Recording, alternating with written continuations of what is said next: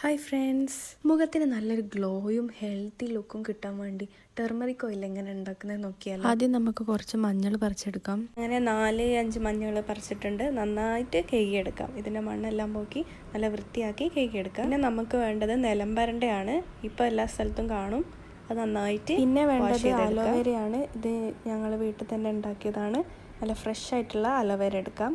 ഒരു 2-3 എണ്ണമൊക്കെ എടുക്കാം. അങ്ങനെ അലോവേര നന്നായിട്ട് കഴുകിയതിന് ശേഷം കുറച്ച് പീസായി കട്ട് ചെയ്ത് കുറച്ച് നേരം വെള്ളത്തിലിട്ട് വെക്കാം. അപ്പോൾ ഇത് 3 നമുക്ക് വേണ്ടത്: മഞ്ഞൾ, അലോവേര, നിലംപരണ്ട. ഈ മഞ്ഞളും അലോവേരയും ഒന്ന് അരിച്ചെടുക്കാം. ഒരു ചട്ടി എടുക്കാം. ഞാനിവിടെ പഴയ ചട്ടിയാണ് ഉപയോഗിക്കുന്നത്. അതിലോട്ട് വെളിച്ചെണ്ണ ഒഴിച്ച് ഈ മിക്സ് അതിലോട്ട് ഇടാം.